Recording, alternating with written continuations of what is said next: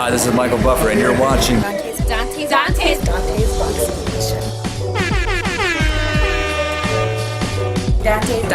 DONTAE'S Boxing Nation.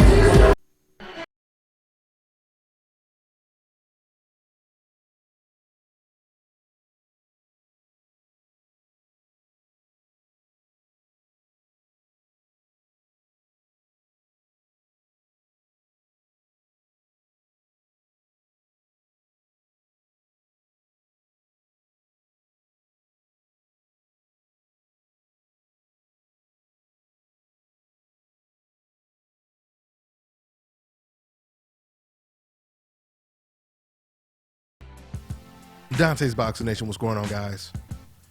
So congratulations to the welterweight champion of the UFC, Tyron Woodley. He retains his title on what at first was ruled a majority decision win, and then it was overturned and turned out to be a majority draw decision.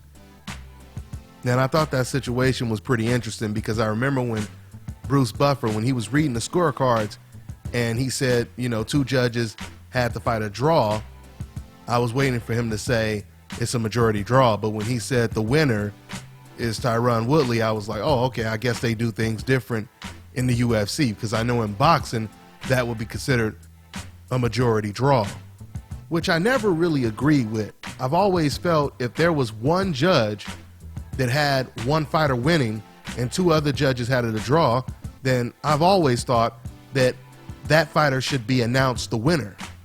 But, you know, that never made sense to me. Matter of fact, I'm just going back on some boxing history. It reminds me of the Pernell Whitaker versus Julio Cesar Chavez fight. That's basically how the scorecards read. Two judges had it a draw, and one judge had it for Pernell Whitaker.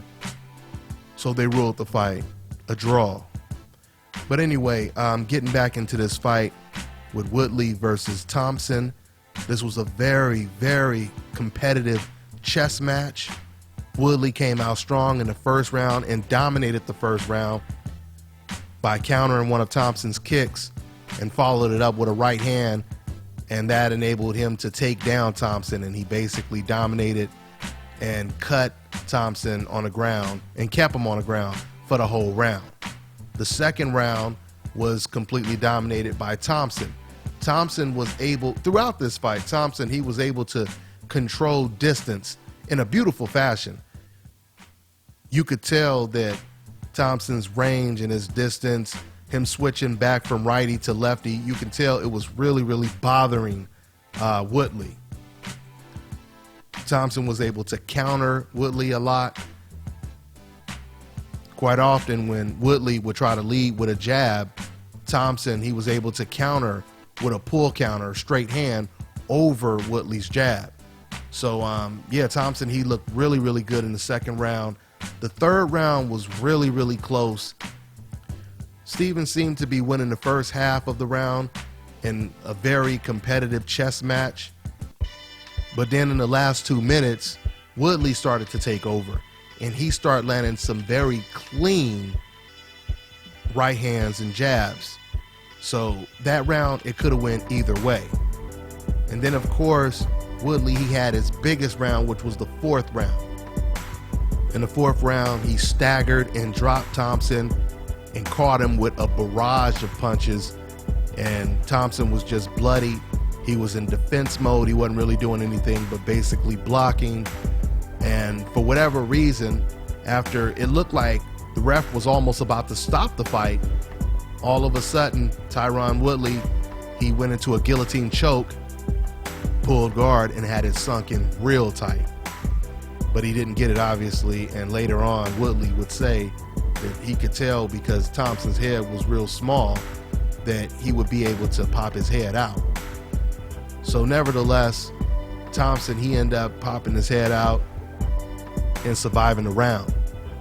Now, Woodley, he inflicted so much damage on Thompson in that fourth round. The fourth round could have been a 10-8 round. That's how bad it was for Thompson. So then you have the fifth round. In the fifth round, for whatever reason, I don't know if it was a shot that caught Woodley early, but Woodley didn't really do anything in the fifth round. He looked like he was just cruising, and Thompson was pretty much outboxing him in that fifth round. A lot of pot shots, a lot of backing up by Thompson. Speaking of backing up, that's something that Thompson, or that's something that Woodley, I should say, is really going to have to correct if he wants to keep winning. Because I noticed instead of him keeping this fight in the center of the octagon, he continued to back up to the cage. And, against a better fighter, a more accurate fighter, a more active fighter, Tyron Woodley could be in a lot of trouble. So that's pretty much how the fight went. It was a majority draw, as I told you guys before, and we'll see what's next. I just dropped my post-fight video for Conor McGregor, and when I think of Tyron Woodley, these are the type of opponents that would really, really give Conor McGregor a lot of problems. Fighters with natural athleticism, speed, agility, and a strong wrestling background. These are the type of fighters that will really, really give Conor McGregor a lot of problems. So it'll be interesting to see, when he gets in the ring with someone who's probably naturally the same size as Conor, or even naturally bigger than he is, with the same type of natural athleticism and speed that Conor McGregor has. It'll be interesting. So, we'll see what happens in the future. That's pretty much all I got for now, guys. I'm on to the next one.